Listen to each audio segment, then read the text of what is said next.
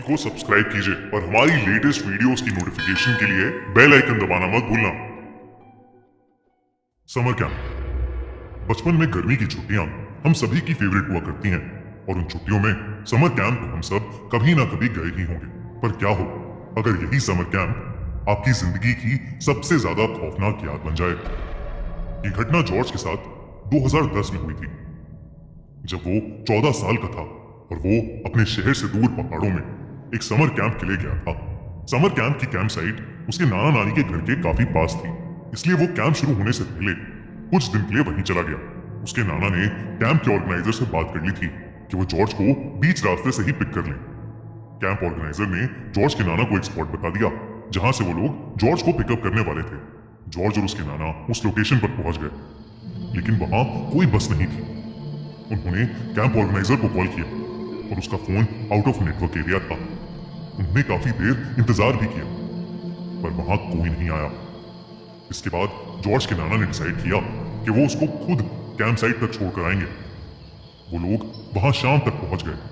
क्योंकि camp site main road से थोड़ा अंदर जाकर थी, तो उसके नाना उसे कैंप साइट तक ले गए।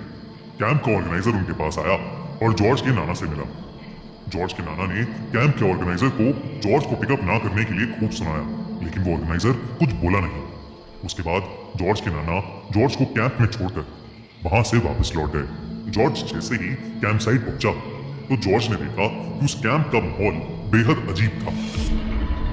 सारे बच्चे चुपचाप एक सर्कल में बैठे हुए थे और जॉर्ज को अजीबोगरीब नजरों से देख रहे थे। जॉर्ज के नाना के जाते ही ऑर्गेनाइजर बिना कुछ बोले बस वहां से चला गया। जॉर्ज भी उसके पीछे पीछे कैंप को एक्सप्लोर करने लगा।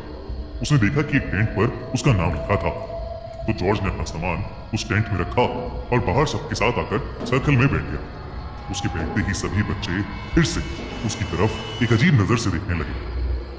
जॉर्ज ने एक दो बच्चों से बात करने की कोशिश भी की, मगर कोई कुछ बोल नहीं रहा था।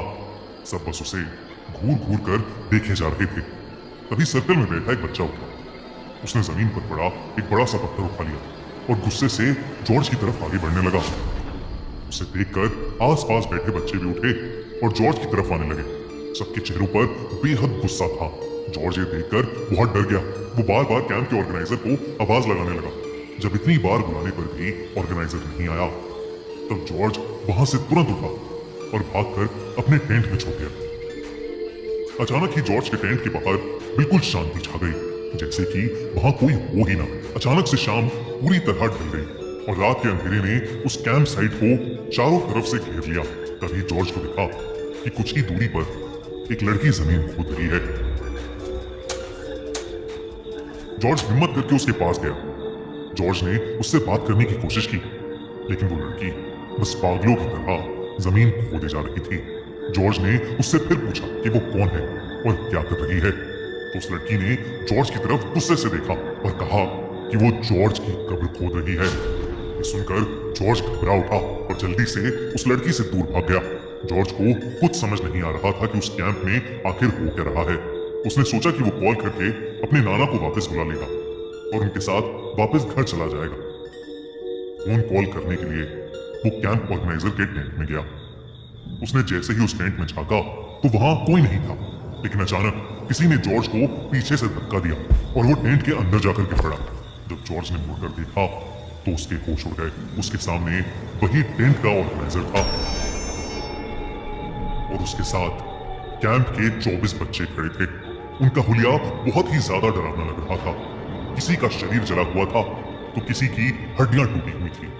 उन सब ने हाथ में कोई ना कोई औजार पकड़ा हुआ था और वो ऑर्गेनाइजर हाथ में हथौड़ा लिए जॉर्ज की तरफ बढ़ रहा था। जॉर्ज जोर जोर से चिल्लाते हुए मदद मांग रहा था। उसने अपने हाथों से अपनी आंखें बंद कर ली। तभी किसी ने उसके हाथ पकड़े और उसे आवाज लगाने लगा। जॉर्ज ने जब आंखें खोली तो उसने देखा कि उसके सामने उसके नाना बैठे थे। उसके नाना ने बिना कुछ बोले जॉर्ज का हाथ पकड़ा और उसको वहां से सीधा अपनी कार में ले गए। जॉर्ज अभी भी बहुत डरा हुआ था और उसकी आंखों से आंसू बहे जा रहे थे। कैंप साइट से बाहर जाते जाते जॉर्ज और उसके नाना को ढेर सारे लोगों की चिल्लाने और रोने की आवाज सुनाई दे रही थी। जॉर्ज काफी देर तक एकदम शांत बैठा रहा और उसने अपने नाना से बिल्कुल बात नहीं की। उसके नाना ने उस कैंप साइट से करीब 70-80 किलोमीटर दूर जाकर गाड़ी रोकी। जॉर्ज के नाना ने जैसे ही उससे उसका हाल पूछा तो वो जोरों से रोने लगा और उसने अपने नाना को सब बताया, वो सब जो उसके साथ उस कैंप साइट पर हुआ था। उसके नाना ने उसे शांत किया और जॉर्ज को गले लगाकर उसे एक ऐसी बात बताई जिसे सुनकर जॉर्ज का दिल दहल गया। जॉर्ज के नाना ने उसे बताया कि जब वो वापस लौट रहे थे तो उनका फोन आउट ऑफ नेटवर्क हो गया था।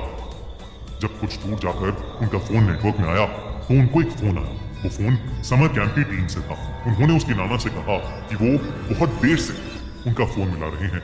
उन्होंने जॉर्ज के नाना को बताया कि जिस बस में सब बच्चे और कैंप ऑर्गेनाइजर था उसका रास्ते में ही एक्सीडेंट हो गया था और उस एक्सीडेंट में कैंप ऑर्गेनाइजर के साथ साथ बस में मौजूद सारे बच्चे भी मारे गए। उस फोन कॉल के तुरंत बाद जॉर्ज के नाना जी फौरन ही जॉर्ज को उस कैंप से वापस लेने आ गए। जॉर्ज और उसके नाना जी काफी देर तक एक दूसरे को गले लगाए रहे। उस दिन जॉर्ज 2 बार मौत के मुंह से बचा, लेकिन उसके साथ जो भी हुआ उसके बाद से कभी भी वो किसी कैंप में नहीं गया और ना ही कभी वो उस भूतिया कैंप को भुला पाया है।